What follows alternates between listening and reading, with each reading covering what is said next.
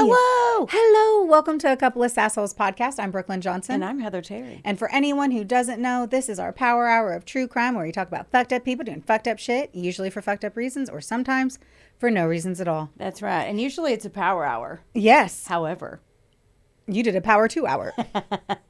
And so we are in different clothing and we are just popping right in to give you an introduction to the fact that this is a round dose of the same story. That's right. Which Heather, I don't even know if she remembers what story she did whenever she recorded it now that I think about it. Alice Crimmins. What? Was it Alice Crimmins? Yes. I know that. Awesome. Yeah. I was like, I don't know that I would have. I know. I was like, Alice Crimmins. I wait for Jess to say, okay, in our defense, obviously it's been a couple of weeks. I've had a lot of things happen. Yes, many things happen. Yes, after 100 and almost 70 episodes. Sometimes it gets dicey. Sometimes it does. Anyway, this is the start of of the last episode. Now we're finally giving you a climax. And there it goes. So, this is so sad. So, Missy, she was on her side. She was in her nightgown, and she had a pajama top tied around her neck. Jerry forced her to identify the body in front of all of them, too. Just like... I would think that her reaction would identify. Right. Alice cried, and she fell. And Jerry was like, well, she fell in front of the cameras, but as soon as they left, she stopped. But no one knows if that's true or not. Right. Because he stretches the truth a lot as I keep going. So... they take her back home. They take her back to the station first, question her for more hours. She just they just show her daughter's dead body. Her son's still missing, question her for hours. And then they're like, all right, well, we have to take you home. So she was strangled? They couldn't tell the cause of death just yet. Oh, like just yet or ever? I don't think they say ever. Okay. Yeah. So she was, sorry, I'm trying to understand the body. So you said she was in her nightgown and she had a pajama top around her neck. I think that was the cause of death. Okay. But they were more concerned about. I didn't know if it was different. Like, was it her pajamas? It was, yeah. So she was naked. That's what I'm trying to understand. Oh, gotcha. Yeah. Is it a separate pajama top that was wrapped around her neck? Yeah, I think so. So then somebody would have had to have gotten her pajamas out of her dresser. Yeah. See, I don't know because I didn't dive into that side. To what the body was. No, like where and where the clothing came from. They just said she was in her nightgown and had a pajama top. So I don't know if she had on the nightgown and it was over her top. Like I don't know how but you know what I mean? Mm-hmm. This makes me fully believe that the pajama top, because it would have had to fit her. And didn't say an adult pajama top. Right. Or a male pajama top. I know it was hers, for sure. That's what I'm saying. Yeah. So then it's so unlikely she had a nightgown and a pajama top on top of her. Right. So that makes me think that it was the mom. Yeah. Or the whoever was in the right. They had to have known where to get pajama top. Mm-hmm. That is like red flagging again. It was, there's a lot of them. Okay. A lot of them. So they questioned her for more hours after that. After she broke down, and then her son's still missing. No one knows where her son is. They take her home. Her mom came over. Please don't hate me. I'm making sure I understand too. Where was the body found? Less than a mile from her house. Okay. They didn't say where, but it was. Okay. It was. That's all I needed. I didn't know if it was like. No, that's valid. A block away or something. I don't know. They said less than a mile because they don't pinpoint it, but they say close to her apartment. Yeah, that's close. So her mom comes over, and they're both distraught. Like that's her grandkid, you know. They couldn't sleep. They couldn't eat. So Alice is like, we literally cleaned all night long. Well, they don't fucking sleep anyway. So in my opinion, they don't sleep. But so they cleaned all night long. So mm-hmm. I'm just for the audience. So they find dead daughter mm-hmm. and then aggressively clean the house. Yes. Okay. The color by number painting in front of me, sister. It's painting a whole lot of Alice. I'm getting a lot of Alice in here. Yeah. Well, you would fit with a lot of the people because this story, the second that it broke, it was on every headline every day. All the time in all the newspapers. So, okay. Detective Jerry, he comes back the next day and Alice is done up again. like makeup, hair, Just 'cause everything. he's coming at a random time? He came over the next morning to talk to her. Like he said, I'm gonna take you home, and he showed up the next day and she was done up. And he's like, that pissed him off. And he would come over every day, and it went on for days. He would come over to give her updates. This doesn't feel right, sis. What? This doesn't feel right. Yeah. You had told me so Heather told me, but she had mentioned the name before this, and she was like, I really need you to pay attention to how you feel about the main character and whether or not she did it, which is why I'm being very like opinionated. Yeah. Because Heather asked me to be. Yes. And no part of this is saying that Alice wasn't in it. Right. Like, I can't wait for you to go through those pages to somehow make me feel like it was someone else. Right. But Jess wears makeup. I'm pretty sure if she lost a child, the next day she's not stopping doing her hair, putting on mascara, right, blush, and lipstick, let alone what we have to fucking do because Jess has a cooler haircut. But like, it's like, I can't fathom it. Right. I can't fathom ever bathing for 4 days. Right. 5 I agree. days. You would literally have to throw my moth-smelling body into water to bathe. So you'd be so depressed. I'd be You'd be so distraught. Right. You would now come to terms that your son was probably dead. All of these things. Mm-hmm. And you're fucking deep cleaning your house like you're on meth and getting ready. Right. Right. To play devil's advocate, and it's not my opinion, just saying, some people are like, well, that's how she coped. Everybody copes different. That is not, putting on makeup Yeah. is not a coping mechanism. That's the different. lamest excuse I've ever heard. Oh, I agree. Okay. So this went on for like days and days. Like he would just come up because, they still don't know where her son is. So he would come over, and every time he went over there and she would look like that, he hated her more. Were they not like scouring the places right? I'm like, yeah. Why everywhere. are you coming to visit Alice so fucking much? Like, you should be all over everything trying to find the boy. He thought that's what she was saying. Like, he was so focused on me that he lost sight of finding my fucking son. Like, yeah. So, and okay, that went on for days, and they kept going back to Eddie too, her ex, or her separated husband or whatever. Just like, okay, flip on her.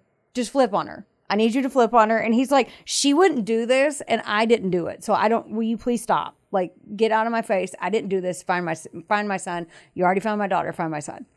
And find out who did it. Right. And they're like going back to them. And that's what I was saying. They kind of got hung up and I'll tell you why in a second. So I'm sure it wasn't just like, there's more than one cop, right? Yeah. So like he could be doing that while everyone else is doing other shit. Right. Like I do understand there's that's a lot of ants. Right. All over the fucking hill, if you will. So it's not like it was just one dude doing the job. Yes. But I feel like people should have been scouring. Right. Missy's autopsy came back, and it showed no signs of sexual assault.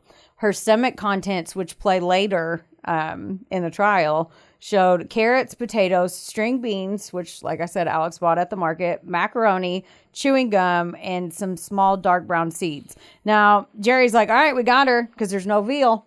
There's no veal.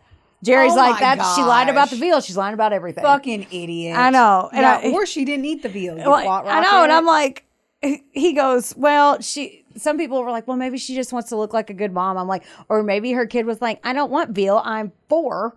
Like, right. Like, give me macaroni and cheese. Like, I can remember being young. Kids aren't eating the veal. That would have been for her. Yeah. And veal is delicious. It's also really expensive. Yeah. So when you first said it, I was like, money. But so that's what I said. They probably were like, I don't want to eat that. But I also want to point out that the medical examiner was very I do not know a specific time of death. I can't tell. So he gave a 6 to 18 hour window prior to when she was found. So between 10 p.m. and 4 a.m. Why couldn't you tell? He wasn't very good at his job. I don't know. I'm trying. Why can't you tell? The body wasn't. I guess in it water, was wasn't in excessive heat. It was in rigor already. I know. And he said he couldn't tell. I don't know, 60s, man. Okay, 5 days after Missy, little Eddie Jr. was found somewhere else not too far from her, but they weren't together. His body was so decomposed that they couldn't tell a time of death or anything, or a cause. So they just assumed it was the same night. So it was only 5 days? 5 days after they found Missy, and it took them a couple. And Missy was time. 18 hours? No, that's what time they think she died. That's not when they found her. So no, okay, pause. Yeah. Hold on, sorry. Yeah, okay. So what I'm getting at is you said that when she was found, she had been dead for 6 to 18 hours, correct? That was the time of death, the window. Right. Like, but it wasn't after she was disappeared. Right. Okay. I'm only talking about the death. Got it. So you're saying 6 to 18 hours from when she was found, and then 5 days later, he was so decomposed in 5 days? She wasn't found for like a week, and then he was after that. Right, but you said the time of death was 18 hours from when she was found. No, 18-hour window. So like from the time that she disappeared. Okay. Yeah. Okay. That's confusing. Okay. I get it. I worded it weird. I get it. Got it. All right. Yeah. So they're saying like, when when 5 Alice days was and 7 saying, days. when Alice was like, Eddie had to pee, Missy was sleeping. He says he doesn't know that night when they went missing whether they were killed between 10 p.m. or 4 a.m. So Alice's story could or could not be true because the night that they went missing. Sorry. That's okay. Then she was, and I'm literally just trying to make sure I get it. Yeah. So she was missing for 5 days before she was found. And then was she 7 days and then 5 days? Either way, it was basically like a 2-week period and she was in the middle. Roughly. Yeah. Okay. I'm trying to understand the decomp. Yeah, so he was now already... it makes sense. I was like, fucking 18 hours and the body was too decomposed. Yeah, no. That fucking confused me. Even 5 days, I was confused. Right, yeah. Unless there was like extreme heat, water, there's a lot of other reasons, but okay. Yeah. Thank you. You're welcome. Carry on. Okay. Sorry you had to go so slow. That's okay.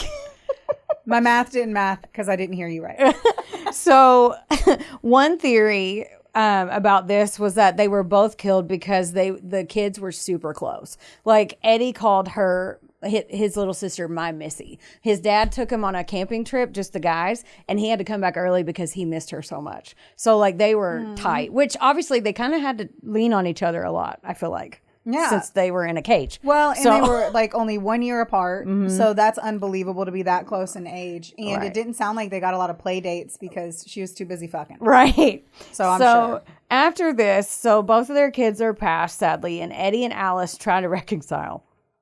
Because that needs to happen. Are you serious? Yes. They try to reconcile. They're like, he's been obsessed with her. She's like, I need somebody, whatever. Alice, though, still went out and saw other men. So she is still dating while her kids were just murdered. Her kids were kidnapped. Yep. Mm-hmm. I need to understand. So her kids were kidnapped and murdered, and she still had enough joy in her heart, right? Enough tingle in her hootie hoo to go date and get into bed and fuck people. Yep. And she was trying to get back with her husband. Okay, so I think she's the worst. Yeah. I think she's the absolute worst. I have a fuck Alice shirt on. Fuck Alice. So, whether or not she did it, fuck her. Right. She's a shit ass human. She is a shit human. So, and the cops saw that. They were like, okay, she doesn't give a fuck. No, Detective Jerry, his tunnel vision goes in and he's like, I'm going to get her. For 3 fucking years, though. 3 years. This is where I was like, I don't know. Because they bugged her apartment and recorded every single phone call, and they set up shop right across the street from her apartment for 3 years. 24 hours. What did they think they'd find? 24 hours a day. What did they think they would find? Who is she going to call to say that she killed her kids and talk about it? She said that. But she didn't. Hold on. So sorry. That's okay. Because it's obvious she didn't care. Yeah. Right? Right. And I'm sorry too. We've said tunnel vision so much. This isn't tunnel vision. This is investigating a crime where the main suspect is being suspecty. Yeah. It's them investigating. Yeah. So I still don't see like the tunnel vision on it. I see poor policing in the way that they handled the crime. And then watching her for 3 years was stupid because there's no follow-up. Yeah. Like if she wanted to get rid of her kids because she was tired of locking them in the room while she fucked strangers, who is she going to call and tell if she didn't have an accomplice? Right. Well, so 3 years... And I'm going to bulldoze this because I got a lot, but like I get what you're fucking saying. Yeah, like I'll be quiet. I'll let you just go through it. No. Like, okay. So 3 years, they set up shop across from her house, 24 hours a day. They put like, this has to be expensive as fuck. They put somebody across from her house. They listened into everything, but Alice knew that they were doing it. Of course. Yeah. She was like, I know you're trying to get me. And she was more like, okay. So she's like, you want to hear me fuck these dudes? Let's go. They listened to everything. She's so trashy. She knew that they were doing this. And she said, quote, See, they wanted me to break down. They wanted me to grieve, not for the sake of my children, but for them, the police. I wasn't going to give them the satisfaction of her grieving her own children at all. They were my kids, and no one was out to see who killed my kids. Now, they didn't get one shred of evidence out of all that, by the way. She didn't say one thing, like not one. Why would she? Right. Once more, I'm going to say there was no evidence to get. Right. And they watched Eddie too during this time, and he did some weird shit. So the cops said that Eddie was overly curious about Missy and Eddie's injury in great details, like their injuries to their bodies. I'm sure he wanted to know what his kids went through. To the point where a couple of the cops were like, parents don't ask those detailed of questions. It sounded like he was poking at them to see what they knew. Instead, that's just what they said. And they also said that Alice was getting some harassing phone calls and sometimes heavy breathing. And sometimes a man spoke and it sounded like Eddie. Also, Eddie had taken a lie detector test and passed it. But the day before, witnesses had seen him at the library reading every book they had on polygraph tests. At some point... Whoa. At some point... I would too. If I knew... Oh, yeah. Real quick. Yeah. If I knew that I was going to get a polygraph test, number one, if I know that I'm going to cook my eggs in a different way, I'm going to read everything there is about how to cook my eggs, whatever way that is. So I will say that I'm already weird in my book reading skills. Cook your eggs. But if I was going to do a polygraph, I'd be like, okay, I need to understand it. I need to know what it's trying to measure. That's valid. I need to understand what I'm about to put myself into because I can get arrested at the end of this. Very valid. So I would have read it too. Yeah. And go him for having a library card. Right. And also at some point before the kids went missing, when they were like broken up and still speaking or whatever, he told Alice was like, this is all my fault, blah, blah, blah. I'm such a bad mom. And he's like, well, the blame's not all on you. And this is going to come out of fucking left field from the other field. And he was like, well, I mean, okay, I have to confess, I did expose myself to some little girls at the park. What? She told the police this when they were interrogating her, and the cops were like, boys will be boys, and kept going. Like, they were like, that's weird. But anyway, so what did you do? So that is weird, but I don't know how it relates to the case. Yeah. It's very inappropriate, and he should definitely get like a misdemeanor. Right. Like, we should probably do something about that. Right. And they ignore everything weird about Eddie and also some other potential suspects. Alice was trying to get back to a normal life, and the cops were harassing her. And her name was everywhere in the news, right? She hadn't been arrested or convicted at all. She would get new jobs. She would use her maiden name. She was like, because this is like, 2 or 3 years later. She would use her maiden name. And they would call her new employer and be like, she killed her kids, right? And then she'd get fired. And they did that like over and over. Sounds good. Yeah. They also would tell Eddie like, hey, she's got a dude over at her house. And he would storm, like every time they heard her bring a guy home. So were they still trying to get back together if she was sleeping with other men? It doesn't sound like he was still on the hook, but I think they were on the outskirts. So he was like, okay, well, I think his obsession was dying a little bit. They were still married on paper. I mean, he never once was like, did she kill the kids? Right. He kept saying she didn't do it. Right. Yeah, because he was crazy. Like in love with her. Yeah. Like he couldn't see. He if you're okay, if you're so into somebody that you're okay with knowing that they're going to pound town constantly with not one other person but a black book of people. Yeah. You're kind of missing some fucking marbles. Right. Marbles. So I can totally see how you wouldn't see. Yeah. He's a little blinded. Murder. And then after 3 years, they were like, okay, it's been 3 years. We have to do something. So they kept this whole time. The cops were going to the medical examiner and they were like, I need you to say that. Basically, they pressured the medical examiner into being like, they died before, like Missy died before midnight, right? She died before midnight. Because if that happened, then Alice is lying. So they were like, he was like, I can't say that. I don't know that. I can't say that. And after 3 years, he was finally like, fuck it, fine. Yes. Midnight.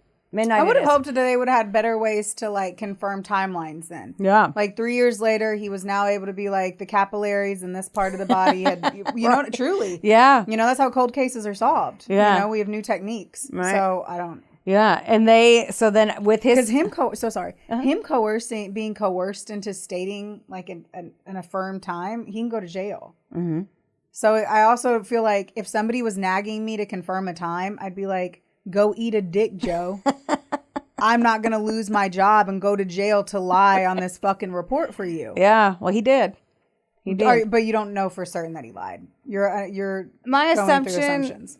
My assumption personally is I think that he stretched the truth, because after 3 years and they kept going back to him like all the time, and then he was like, fuck it, fine, yes. So they arrested Alice for murder, and then she made them wait to put on her makeup and her hair. I had to put that on there.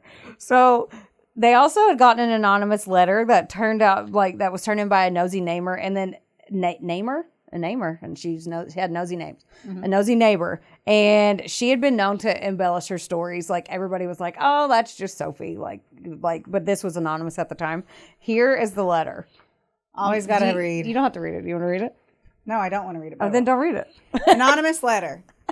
You have to read it. I've been reading about your bringing the Crimmins case to the grand jury, and I'm glad to hear it. May I please tell you of an incident that I witnessed? It may be connected and may not, but I would feel better telling it to you. This was on the night before the children were missing. The night was very hot and I could not sleep. I went to the living room and was looking out the window getting some air. This was at 2 a.m. A short while later, a man and a woman were walking down the street towards 72 Road. The woman was about 5 foot in back of the man. Yep. She was holding what appeared to be a bundle of blankets that were white under her left arm and was holding a child waking with her right hand. He hollered to her, "Hurry up," and she told him to be quiet or someone will see us. At that moment, I closed my window, which squeaks, and they looked up but did not see me. The man took the white bundle and he heaved it into the back seat of the car. She picked up the little baby and sat with him in the back seat of the car. This woman was thin with dark hair, and the man was tall, not heavy, with dark hair and a large nose. This took place under streetlights, and I was able to see quite plainly. The car turned from the corner of 153rd Street to 72 Road and out into Casino Boulevard. Please forgive me for not signing my name, but I'm afraid to. Wish you the best of luck. A reader. P.S. About an hour later, I thought I saw just the man getting into a late model white car. Yeah. I love the P.S. I know. It's like she hand wrote this letter out and then was like, P.S. So they actually did really, really good detective work and narrowed it down and figured out that it was the neighbor named Sophie who lived near her. So she said that they said that when they opened the door, she's like, I knew you'd find me. Like, she was odd duck. And they just like, why didn't you just sign your fucking name then? Like, why do we have to waste all this time if you knew we'd find you? Anyway, so Sophie, they're like, okay, so are you going to testify, Sophie? Because we need you. And she's like, yes, I love attention. Put me on the stand. So they tried Alice for the murder of Missy. That makes no sense. She'd go on the stand, but she was too scared. Yeah, it's bullshit. And then I'm also intrigued that then cops show up to her house in like uniform if she's too scared and they figured it out. I'd be like, plain clothes, please. Yeah, that's why I'm like, agreed. I didn't even think about that when I was typing her letter out, like what she said.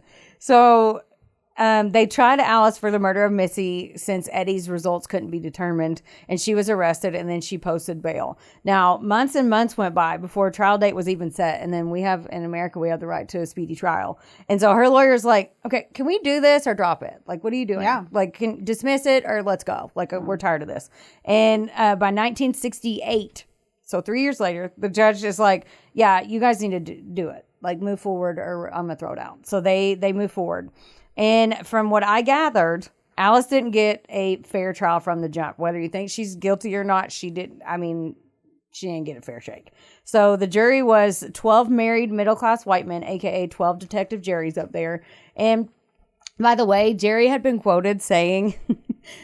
It's not funny, but it's just like, what the fuck? He was quoted saying, quote, if Alice was my wife, I would have killed her. So like, oof. I would kill my spouse if they killed my kids. Right. 100%. Right. Wonderboy Media is not only the proud producer of this glorious magic imploring your ear holes right now, but they're also a big deal. Get in touch with them today to make all of your dreams a freaking reality. From using their bangin' ass podcast studio, where we are right now, to creating amazing videos and editing our content like the mystical mavericks they are. Your podcast can go further when you have a Wonder Boy. Hit up Drew today at WBOYmedia.com. Or text him day or night at 270. Just kidding. Does your face look like a mugshot lately? then it is officially time for you to visit Hetef Aesthetics in Owensboro, Kentucky or Nashville, Tennessee. That's right. Go see our girl Amber Teasley and her team because they'll have your face and your skin look like a damn filter. And their staff is absolutely amazing. It's like a mini Botox party, which personally is my favorite. You leave looking fresher and you don't have a hangover. Another good thing is that if you go in there and you tell them that a couple of Sassholes sent you, you get 15% off of everything. That's unbelievable. So if you have been considering getting that glow up and making that ex jealous, it's time.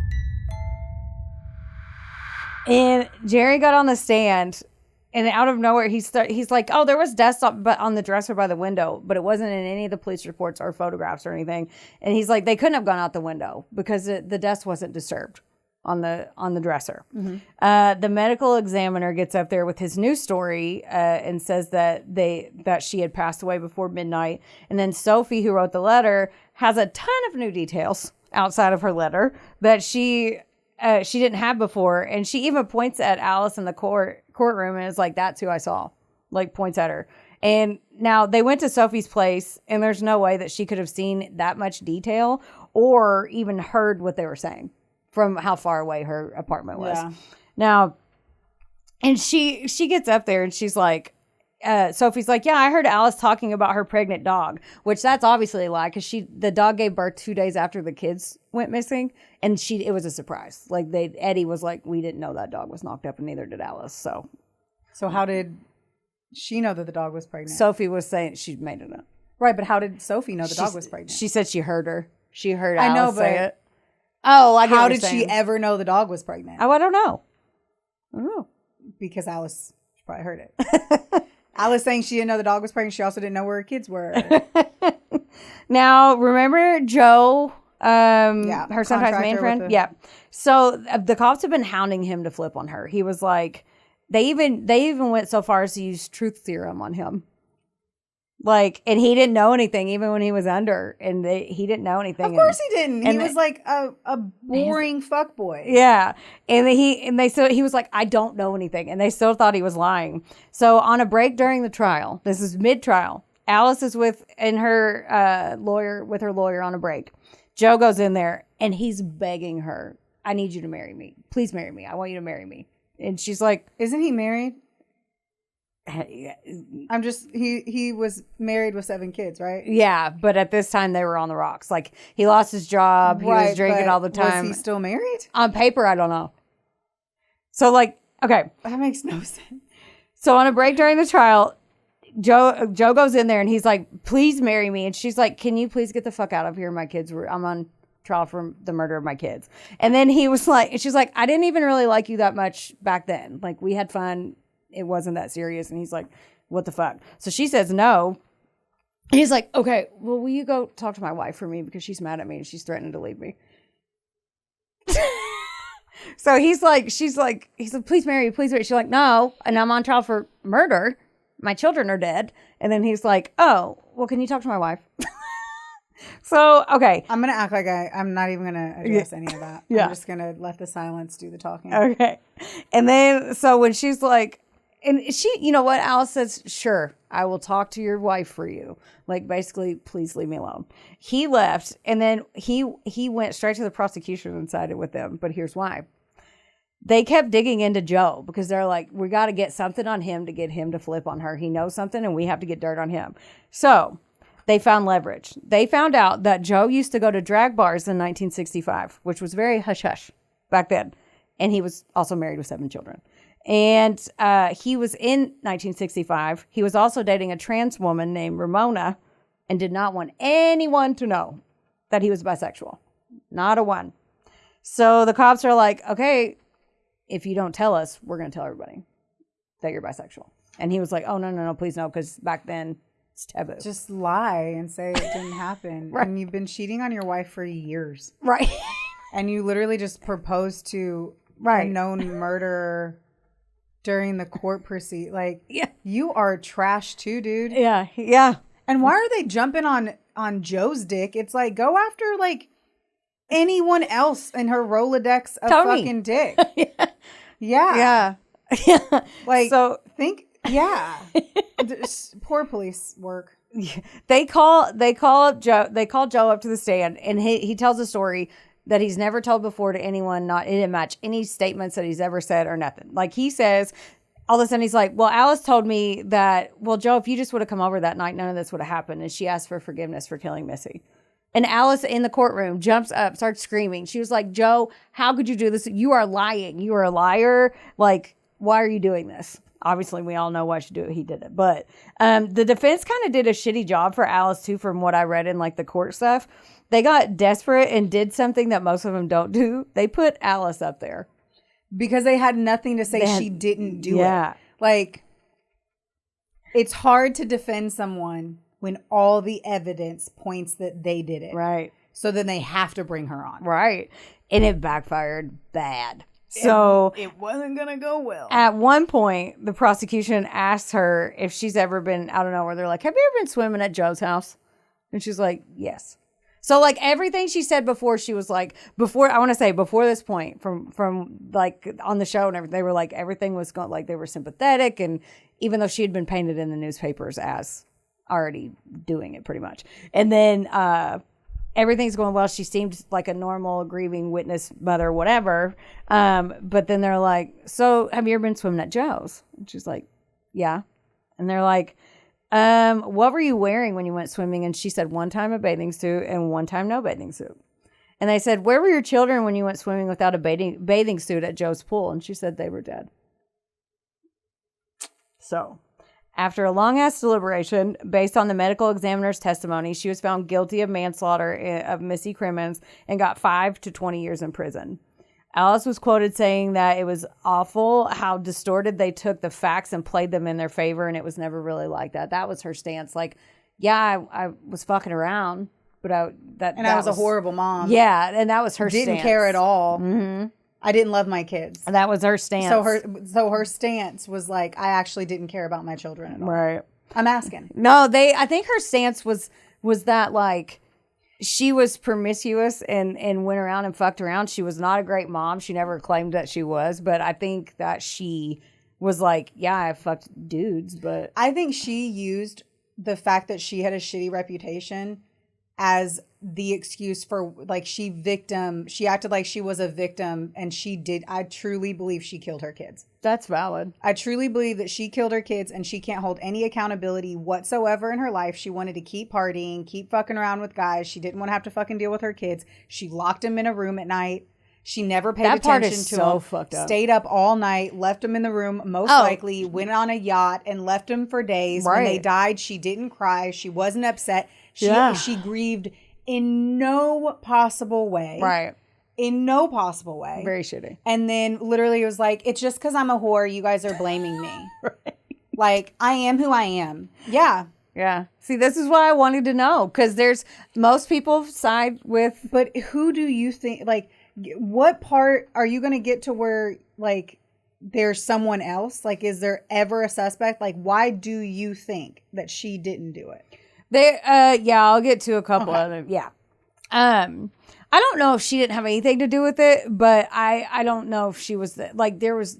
You told me, you go, I don't think she did it. So I am so looking forward to the next 3 pages where you give me evidence that she didn't do it. I'm looking forward to it. Okay, 5 years after her conviction, the very prosecutor who took her to trial and went against her, he goes, I know it's weak. This is a quote. I know it's weak. I don't know if she did it, and it seems unlikely. I can't even believe the story I told to the jury. I don't even believe it now. Like, the own prosecutor is like, basically, I did it because that's what I was supposed to do. Even though he went on record, like, I don't believe that story at all. Interesting. And then 5 I don't know if we got a story. 5. Do you, like, did we get, like, they're saying, like, did they say at midnight she snuck into her kid's room, pulled them out of the beds, they went outside? You know what I mean? I'm not hearing any story of murders. They didn't debunk her story, and the reason, and the jury that convicted her said the only reason they did it was because of the medical examiner, and the medical examiner was literally like, well, they basically told me I had to do it. So that's kind of where I'm on the fence, just because I'm like, I feel like they pressured a lot of people to saying what they wanted them to say. Like, we didn't fully even get how they died. Right. Anything on their clothing. Exactly. That's why he's like, I know the case is weak, because it was. Like, it was literally like they hung their hat on the testimony of this guy and that's... Yeah, but I also don't, like, did they not? I don't know. Yeah. I don't know. Because even when you were talking about the medical report, you never said asphyxiation. You never said the cause of death. Right. So it's like... In all the reports, they focused so hard on the stomach contents that I think it was glazed over. Like, it couldn't have been. Yeah. It's impossible that they wouldn't have said it in the... Impossible. You have to say the cause of death. Yeah. Okay. 5 years after the trial, he was quoted saying that. Also, Alice's lawyer found out that the jury had gone out on their own and done their own investigation, which they're not supposed to do. That's illegal. Yeah. They went to Alice's old neighborhood and went to Sophie's. Impossible. Yeah. So they got a new trial. This is... They got a new trial because it's like, why they could... 5 years later? Yeah. Because they found out that the jurors admitted, they were like, yeah, we went and did our own test. They're like, you can't do that. So... I can't believe it. Yeah. I'm crazy. So then this is 1971, and it was a little different, not much. Alice was finally legally divorced from Eddie, and people had loosened up a little bit about Alice. They weren't as mad about her being a little sex kitten. Now, and I say that, but she was a shit mom and whatever. This time, the prosecution included little Eddie's murder in the charges as well. Okay. Joe testified the same, and Sophie walked in there, and they said that she thought she was on a reality TV show. So they brought Eddie in this time. Do they have new evidence? No, little Eddie's murder. Right. Yeah. So they had more evidence? Because they weren't able to put him in the first time. Yeah. So I would assume they'd have more evidence then. Right. Right? Interesting. Yeah. So, Sophie, the neighbor, walks in there, and they said she was smiling and waving like she thought she was on a runway. And then they somehow find another witness that saw what Sophie did out of they took this long and they found someone else. Alice decided to go against her gag order that the court had placed on them because the news and everybody were there every day. Of course. And so she went outside the courthouse and she pleaded with the public on TV. It was like, if anybody saw anything, please come forward. If anybody saw anything for or against, I want to know who did this to my kids. Please come forward, right? She only wants to know what happened to her kids because she's on trial for the murders. Right. Because right. she wasn't helping. Right. She wasn't doing anything in this part. I truly believe that it's all super circumstantial. And if the tables were turned and it was me, I would not want to go to jail for not doing the crime. Right. But she did nothing. Right. She just didn't do anything. She didn't do anything to help herself. If she was innocent, she didn't. She pushed back too hard and didn't make herself look innocent. And she didn't even look for her kids. No. She wasn't worried about her kids. Yeah. Her kids were missing. She didn't cry about it. She wasn't overly upset. Right. She was happy they were gone because she started dating right after. Yeah, and tried to get back with her husband and then kept dating. That's what I'm just... Yeah. So she... okay. And so Alice went out and asked. So a man came forward named Martin Weinstein, and he called her lawyer, and he was like, I think Sophie, the neighbor, saw me, my wife, and my 2 kids and our dog that night. We literally did that. And he later said he regretted coming forward because he was harassed by the public. Like, why are you helping a murderer? Everyone hated that guy for coming forward and saying, yeah. He was just like, dude, it was me. He was like, yeah. And the prosecution kept saying, we know a man that helped her, but we're not going to say. So in court, they were like, someone else helped her. We know who it is, but they never would say who it was. Well, the defense attorney was like, okay, we found out who you're talking about. It's a guy that was in jail. He told his cellmate that he did it, and they wouldn't put that guy on the stand, and they figured out why, because when they talked to him, the defense called that guy up, and they were like, he goes, no, I lied. I didn't have anything. I didn't help her. I don't even know her. I was bored. So he makes, that's the defense, or the prosecution was hanging their hat on this guy who said he helped it, and he gets up there on the stand and is like, I didn't say that. I made it up or whatever. So shockingly, I was shocked by this. Alice was found guilty again on her second trial for murder in the first degree of both Eddie Jr. and Missy Crimmins. So she collapsed in the courtroom, and after 2 days in the hospital, she was sent to prison. 2 years later, her conviction for Eddie Jr. was overturned for lack of evidence, but the court still upheld the manslaughter, the original charge, for Missy. So she was sent to prison to finish out that sentence until 1977. The state of New York considers the case closed. So yes. And there were other suspects that were never considered at all. One of them, there was a boy that I read that had brain damage, and he had told his teacher and his priest that he had done this, and he lived in the neighborhood, and he was out all the time. And then after they went missing, he wasn't. And then 2 weeks after that, he was found shot in their apartment. Like, he shot himself? It was self-inflicted, but it was ruled an accident. How old was he? He was it just said teenager. Yeah, I'm sure if we don't know the level of mental handicap. Yeah. I'm sure if he just touched a gun. Yeah. But also his dad was a cop too. So they were saying, well, they didn't look at him because his dad was a police officer. So I don't know. Sure. I'm just laying it up, laying it I'm on the just seeing table. if any of it, Yeah. I'm still not saying it, but carry on. And then there were also some B&Es in the neighborhood that were happening around this time. So there was a lot of robberies, breaking and entering. One intruder actually got caught when he was stealing something by a little boy that was close by to Alice's house, and they were robbing him. And he was like, hey, come with me. You should come with me. And the boy's like, no, I'll get in trouble. And then told his parents, and then that's who it was. So basically there were other options that weren't looked into. So there were people robbing houses. So if the screen was off, he saw the screen, not get locked back, he could have done that. Didn't rob a single thing in the house, just kidnapped for the first time? True. I don't know. Interesting. Yeah. And after Alice's parole in 1977, she ended up living with Tony Grace, yacht man, in Florida, and they had gotten married while she was in prison. And it was rumored that Tony passed and Alice moved back to New York, where she kind of just faded and she Homer Simpson into the bushes. And nobody really knows. And that is the story of Missy and Eddie Crimmins' murder. Yeah. I don't know. I think she, after I kept watching and reading, I think she did it. But I don't think she got a fair shake at how. I love the change. Yeah. From I just don't know why everybody was lying. Because they thought okay, I am excited to tell you why everyone was lying. Yes, please. Everyone was lying because they thought that a mother killed 2 children and got away with it. Got it. And that she was living her life, fucking through town, being a hooligan, and not even upset that her kids were dead. Yeah, that was sad as fuck. So everyone was like, if this is circumstantial, which it is because they either didn't do their job or they didn't have the forensic evidence that they needed. Right. They came together to put her behind bars. Right. Which is what you do back then. Yeah. That is not shocking at all. Like, all of this to me is exactly what I would have guessed. Yeah. And then the 2 possible scenarios of backup, that is bullshit. Blame the mentally handicapped kid.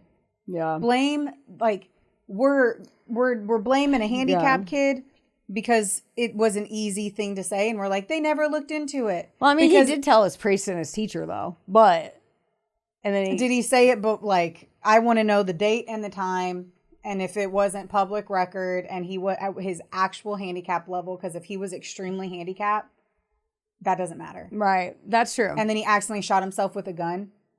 I also am like, I need to understand the actual mental handicap. Because this could be from 0 to 1,000. Oh, yeah. And they said that he had to pull the trigger. That one's kind of wishy-washy, too, because after after they went missing, he would only see his teacher and then his priest, and that was it. And those are the 2 people that he told. And they said that the teacher did tell the police. And then they said that he pulled the trigger with his toe. So he could have. And I was going to ask you because I don't know how that. I don't know what the fuck he was doing. I don't know what kind of gun. Yeah, but they said that he shot himself. Appendages are appendages. Yeah, they said so a toe and a finger is the same thing on how it can function on a trigger. They said that which is all sad. It's all horrible. Sad. Yeah, but that's also how people have killed themselves with rifles that way, on purpose with their foot. Yeah. So, and the flip side of that, they were saying you can't hold. If it was a rifle, that's the only. I don't know. That's the only way he could have killed himself too. But I also don't understand what the fuck was going on with that. Yeah. I don't know. I'm gonna say I think that she went to jail because she should have gone to jail. Yeah.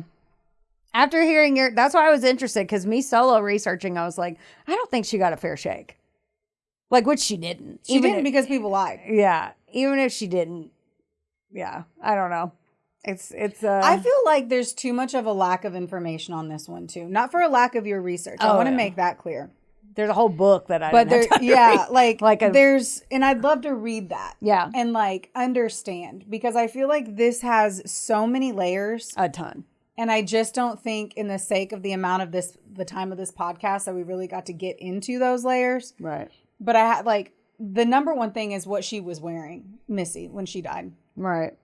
And why no one's talking about that. Mm-hmm. Why was she strangled with a pajama shirt if she was in pajamas? Right. And once more, it sounds like that implied that they were her pajamas. So that also makes me think it was the mom. Yeah. See, when I was typing that out, I didn't think about it. Like That didn't when I make was sense to reading me. it, I just was like, oh yeah. And then you said it, I'm like, oh yeah.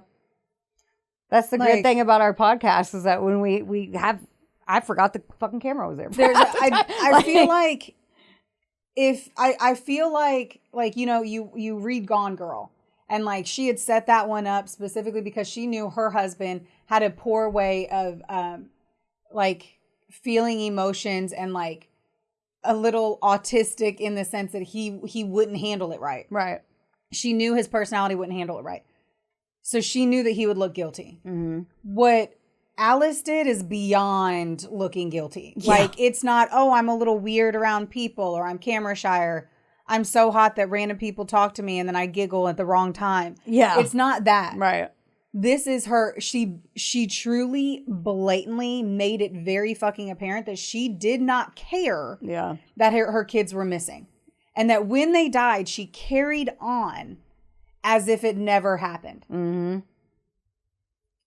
That's what I'm saying. Some people are like coping mechanism. Some people are like, well, she did it. And she's like, you know, I'm not supporting it. I'm just I know, but we've got to get the definition of a coping mechanism. Yeah. Because showing absolutely no feeling, reacting completely like it's fine, fucking other, those are not coping mechanisms. Oh, I agree. I would just say flip side. No, you keep saying it though, and it's not right. Like you're like, flip side is flip side theory that other people have. Maybe I should make that clear. I hear you. I'm just like, that's not a coping mechanism. Is laughter in the sense, in the moment of sadness, and you make a joke. Oh, yeah. One time. It's not your entire demeanor for a year after the death of your kids. Yeah. That's not a coping mechanism. That's you being yourself. Yeah. No, I agree with you. I'm just quoting the people. So they're the people in this. The two people that thought that she was not guilty. Those two people were like, her entire behavior this whole time was. Yeah. All right. Yeah. On the other flip side, there was all kinds of theories, and that was one of them. They were like, well, she didn't know how to grieve. Everyone grieves differently. I'm like, I don't know about that one. There's a difference between not trying to get your mind off things and your life going exactly to how it was before. Yes. But with no children. Right. At the end of the day, it's so sad that it is terrible. I don't understand that story. That one is just like, what the absolute fuck? Yeah. That's what fucking gets me with crimes in like the 60s, 70s, early 80s. It's like you can't understand it. There's hearsay. You can't wrap your head around it. Yeah. You just don't feel like, none of the evidence feels strong beneath your feet. It all feels really fucking shaky. Yeah. I don't know. I didn't like that one. I did not enjoy the emotional toll of that one. And then you have two little sweet babies dead. I know. And it's just so sad. At the end of the day, they were only 4 and 5. I know. That's horrible. Did Eddie cry? Did he just act like it was fine? He was. I think he was. I don't know.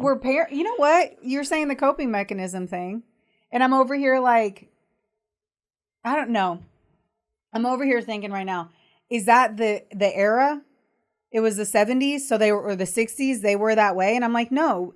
I read so many fucking books about war, like huge, massive wars, even back whenever we were like barely humans and we were still shitting in streets, and parents openly cried for their children. Right. It wasn't a stoicism, you know? I was like, were they just being stoic? No. Right. It's one thing to be independent, and she was independent, and to stick it to the man before her time, quote unquote. But there's a difference between that and how she acted.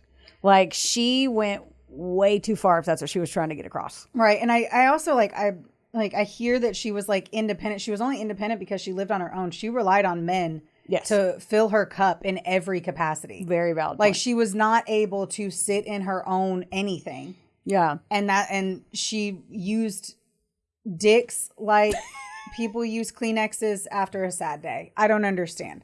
Like, I just don't get it. I don't fucking get it. I think that is the bow Where we end this. Great job. Yeah. It was Fuck your story.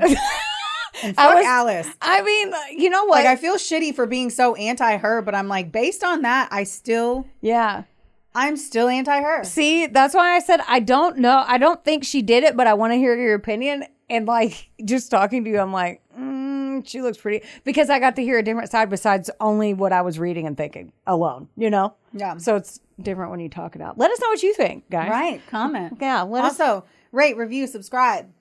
Text your friends about us. Yeah, because do we that. text our friends about you. Yeah, we do all the time. Yeah. Don't forget, don't get mad. Get sassy. We love you. We love you. Bye. This episode was sponsored, edited, and produced by Wonderboy Media. Get the deets at WBOYmedia.com to see how you can make your podcast dreams a reality. Help us out and be sure to rate, review, and subscribe wherever you listen to our audio project. Don't forget, follow us on Facebook, Instagram, and TikTok at, of course, a couple of Sassholes. Want more sass? Become a member of our Patreon for bonus content, merch, and more. Plus, we're on Cameo now, so there's even more ways to get the sass you need just how you like it. As always, don't get mad. Get sassy. Theodore, can I bet that